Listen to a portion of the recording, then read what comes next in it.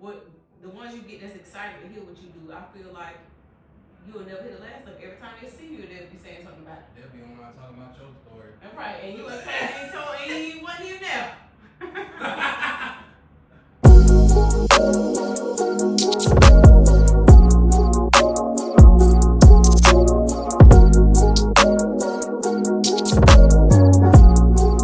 Okay, so as a merchant mariner, it's a lot of different experiences that we have. We see things that we see that we can't really, we can't discuss because we're on contract, and even when we're home, we can't discuss these things.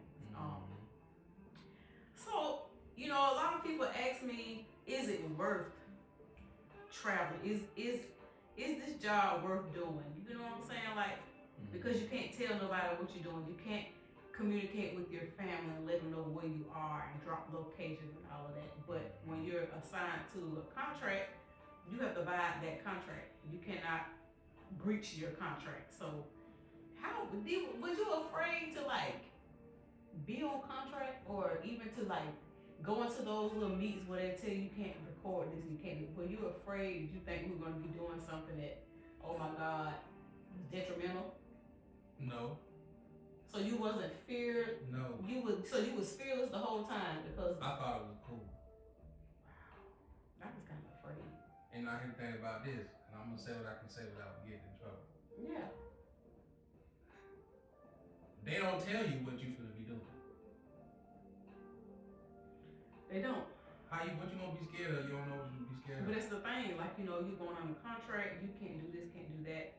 I remember some things when I worked in the Gulf, and we went as a recovery to a helicopter that went down, and they pretty much made us sign contracts where you could not take pictures, you could not put anything out what we were doing. Once we got to the location, what we were doing, what it was about, you couldn't do any of that because they pretty much want to protect the family of the the people or whatever. Because why would you want to get on social media and see something about your family, what I'm saying, that's devastating before you actually get a phone call from an actual company. So I get that. So sometimes you know what you're doing going into a line of fire, but it's just so much stuff that you cannot discuss. And it's kind of scary because you think about it. You got Wi-Fi, we're on Starlink, and your people texting you, hey, where you at? You know what I'm saying? And sometimes I'm sure you be about to say something, but you got to think, oh no, I can't tell you where I'm at. I'm safe. That's all I can say. So you know what I'm saying. So did you ever have any moments where you wanted to say something but you couldn't? Yeah. But you just had to Listen, the type of stuff we were doing, I was like, oh, I know y'all. I know y'all ain't got me out of. And I done signed this paper where I can't tell nobody. Y'all could have told me. Yeah, it's so much cool stuff that you see. So much cool stuff. My God. And it'll be key, like, I can't tell nobody about this. This is so cool. And you be wanting to say something so bad, but can't say nothing. You can't open your mouth. Can't say nothing. Like, man, y'all wouldn't believe me anyway, so it ain't even. Right, so I would just say anybody coming to the industry that, just don't have a clue what you want to do, when you get into those government contracts, just lock in. Lock in, man. Because you're going to see some stuff, and it's going to blow your mind, and you're going to be like, oh my God, I can't believe that just happened, but you just got to keep it. Enjoy it with the people who are around you. Yep, you can't tell everybody, And honestly, when you think about it, if some of these people would know what was what, I feel like if we actually told people stuff, they wouldn't believe it anyway. But they would be like, oh my God, you did that. You know what I'm saying? Like, they would carry on. I feel like even the ones you get that's excited to hear what you do, I feel like you will never hit the last of it. Every time they see you, they'll be saying something about it. They'll be online talking about your story. That's right. And you ain't told, and you wasn't even there. Oh, man. But yeah, it's just, I just feel like being a merchant mariner was like the best thing that happened to me. Like, just looking back on the different jobs that I've had, like childcare, hospitals, with Dixie, you know what I'm saying? Just stuff like that. Now you step into this because you want to travel the world and, at somebody else's expense. You hearing all the good things about it. They'll pay for the hotel and they're going to do, and your flight is like, you're excited because you're ready to go to work. And then once you actually go to work and then you're able to get off that ship and visit the countries that you're going, man, ain't nothing like it. It's a great career to be in. It's so rewarding. So rewarding. Now, things can turn around depending on your personal situation. You got wife and kids, husband and kids. You got older family members who, you want to spend as much time with because, they're getting up in age. That is the only downside I can see to this type of lifestyle or this type of job. Yeah, because you'll miss birthdays, you'll miss family reunions, you'll miss family trips, pictures, you'll miss that. You'll miss your child growing up. Sometimes even you may miss some funerals. Like when we first came back, my auntie passed away. I couldn't come. I've had a couple of cousins, a classmate passed away. I couldn't leave because you're locked in a contract. Now, if it's immediate family, yes, you'll be able to get out of that, but you'll be going back to collect unemployment because they're not gonna pay you while you're home. If you ain't on the boat, you don't get no check. Oh, money. So just save your money, be smart with your money, and don't live outside of your means with your money. Yes, you got the money to go get a Louis Vuitton purse, but do you really need that purse? Come on now. Yes. You don't need that purse. You don't need it because you spend more money on the purse than you got in your wallet. You know what I'm saying? You gotta be smart. Yeah, that don't make no sense. Be smart with your money, and if you manage it right, you can do the math and say, okay, if I'm doing 120-day contracts, and then I'm budgeting this for when I'm home, I'm budgeting this for when I'm not home. After this much time, then if I stick by my budget, then I can have done save this much. That's how you should be thinking, not, how much can I go burn, throw out the window. No, don't do that. You need to make sure that you have financial goals and you have a blueprint and a plan to meet those financial goals. And if it's somewhere in your budget to go ahead and blow a little something, then do that. Have fun, but don't hurt yourself. Don't overdo it. Trying to, keep up with Jones. or whatever, It ain't worth it.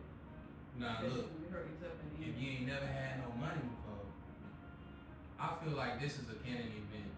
Everybody gotta go through this. Everybody gotta go through this. If you can avoid it, then avoid it. But the first time somebody touched some real paper, I feel like 90% of the people who, for the first time in their life, when they touch some real money, you gonna blow it. And that's okay, but don't keep blowing it. If you blow it the first time, chalk it up to the game. But that second time, you can come back and be like, okay, learn your lesson. Respect money. You need to respect money. You need to have respect for money. But it's okay to treat yourself. Like, you have to pay yourself first. Yeah, you got bills coming up, but make sure you put some money out to the side for yourself. Like, okay, I know I'm gonna get off the ship today. I'm gonna get my nails, my toes done. I'm gonna get my hair washed and retwist. You know what I'm saying? You can do that kind of stuff for yourself. Just don't overdo it. Some people they just do too much. Like this guy, just because you got the money. Just because I got the money, I'm not blowing my money. Yeah, the necklace is gold and stuff cheap over here but I ain't spending $2,500 on a necklace. And honestly, I would never buy a necklace that much because I got moles around my neck. So when you got them necklaces, they pinch. And they'll be pinching and holding my moles. So I'm like, no, I don't wear necklaces. So I only think smart. Think smart when it comes to your coins. Mr. Krabs. But treat yourself. Like, if you want to lobster dinner every time you get off the boat, when you go on port, go do that because you can afford to do that. If you can afford it, make sure you budget yourself. Budgeting is very important. Budget, set financial goals, set blueprints, and plan on how you're gonna meet those goals and stick to it. Yes, and journal, and make sure you put in a certain amount of money in your savings account. Save some money. Every time you get some money, save some money. And you'll be Start a Roth IRA. Max it out. That's the best thing you can do.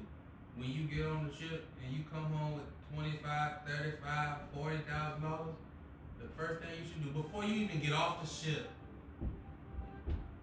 open a Roth IRA with Fidelity, max it out, throw 75 in there. And if it's between January and April, you can contribute to the previous year up until the end of the tax season, which is April 15th of the next year. So if it's April right now, I can still contribute to last year's Roth IRA. And that's what I did. So I maxed out 2025 and I maxed out 2026. That's the way that you need to operate. So that money is locked in. I can't blow it if I wanted to. That's in the IRA. Now, if I was completely irresponsible, yeah, I can take that money out. But that is for the future. That's a retirement account. So I'll just be hurting myself. You see what I'm saying? So that's over there. That's how you should be thinking. That's how you should be thinking. I heard him go.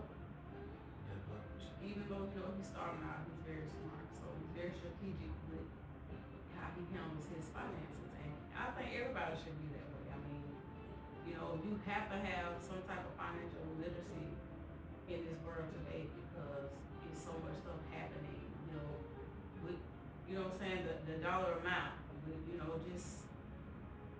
just in general, what I'm saying, the value of different things. So you have to be smart when it comes to your funds. You gotta be smart.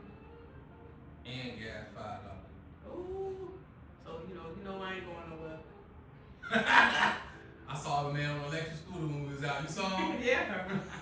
I said, he got it right. Hey, man.